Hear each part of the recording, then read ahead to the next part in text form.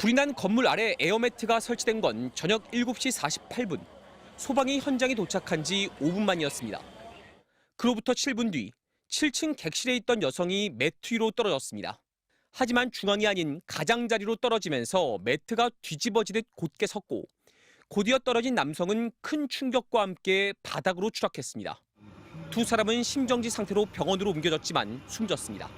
그 밑에 깔려있는 여자분을 꺼내서 이게 심폐소생술하고 나가는 것까지 봤어. 경기 소방본부는 구조 대상자가 떨어져 매트가 뒤집어진 건 이번이 처음이라고 설명했습니다.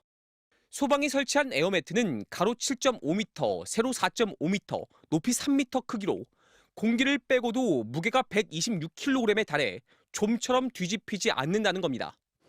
또 매트를 구조대원이 붙잡고 있어야 하는 건 아니냐는 지적에는 추락하는 사람과 충돌해 피해가 오히려 커질 수 있다고 설명했습니다. 경사도가 있고 또 이 모서리로 떨어졌고 하는 거에 대해서 이런 뒤집어지는 현상이 어떻게 생겼는지에 대해서는 전문가 자문을 받아서 애당초 에어매트로 구조하기 어려운 고층 화재였다는 지적도 나옵니다. 소방청의 소방장비 기본 규격상 에어매트는 16m 이하 높이에서 사용해야 합니다. 어제 불이 난 건물의 총 높이는 29.4m로 남녀가 추락한 7층은 최소 16m 이상으로 추정됩니다. 지금 현재 상황에서 쓰는 게 여기로 뛰어내려서 안전하다라는 용도는 아닌 걸로 지원을 다 인식을 하고 있어요. 3, 4층이라도 100% 안전하다고 볼 수는 없는, 바닥에 떨어지는 것보단 낫다는 걸로 전개하는 거지. 이에 대해 소방은 현재 15m 이하로 사용할 수 있는 제품에 대한 인증 기준만 있다면서도 그래도 설치하지 않는 것보단 더 안전하다고 설명했습니다.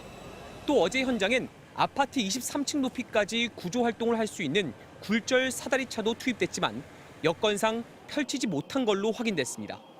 사다리차를 펼치려면 최소한 가로 세로 7.3m 공간이 필요한데 현장 도로의 폭은 8.8m였지만 양옆에 주차된 차들로 인해 실제 폭은 훨씬 더 좁았던 걸로 확인됐습니다. 소방당국은 매트가 뒤집힌 정확한 이유를 파악하는 한편 사다리차 사용에 대한 개선 방안을 마련할 계획입니다. MBC 뉴스 이문현입니다. 어젯밤 경기도 부천의 호텔 화재 현장. 소방대원들이 구조를 위해 바닥에 에어매트, 즉 공기 주입식 구조 장비를 설치해 놨습니다. 얼마 뒤 에어매트가 크게 출렁이는 모습이 보입니다. 8층에 있던 여성 투숙객이 뛰어내린 직후의 장면입니다. 투숙객이 에어매트 가장자리 쪽으로 떨어지면서 그 반동으로 에어매트가 마치 세워지듯 출렁인 겁니다.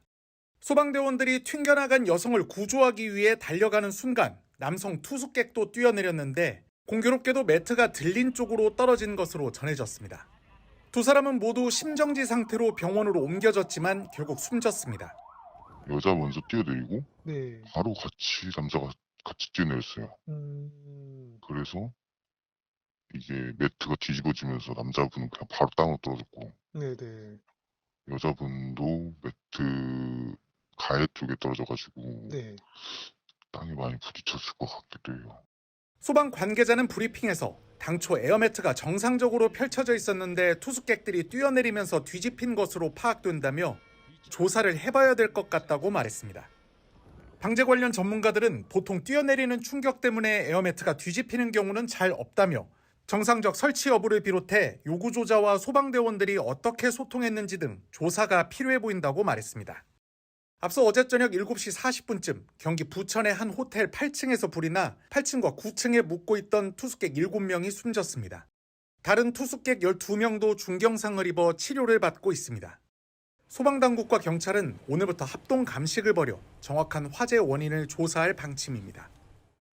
지난 2017년 12월 제천 스포츠센터에 큰 불이 났습니다. 소방 굴절차가 화재 현장 앞에 도착했지만 주차된 차에 막혀 있습니다.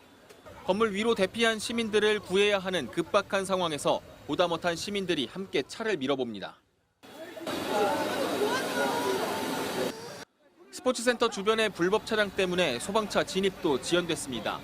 29명의 아까운 목숨을 잃은 뒤 불법 주정차 차량은 강제 처분이 가능하도록 법이 바뀌었습니다.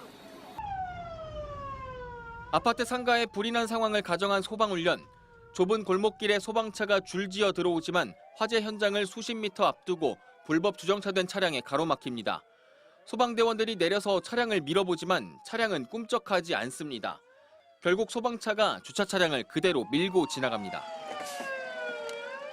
사다리차 진입을 위해서는 견인 차량이 재빨리 차를 견인해버립니다. 불법 주정차된 차량은 이처럼 심하게 부서져도 소방차 긴급 출동으로 인한 파손은 보상받을 수 없습니다. 불법 주차 차량을 강제 처분할 법은 마련됐지만 지난해까지 실제 시행 사례는 전국에 한 건에 불과했습니다.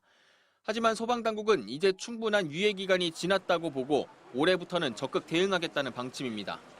각종 민원들이 우려되어 출동대원들이 소극적으로 대응하는 경우가 있습니다. 유사시에 적극 대응할 수 있도록 소방당국은 강제 처분된 불법 주정차 차량은 수리 책임이 차량 소유주에게 있다며 소방차 진입로 확보에 적극 동참해달라고 당부했습니다. MBC 뉴스 정인곤입니다.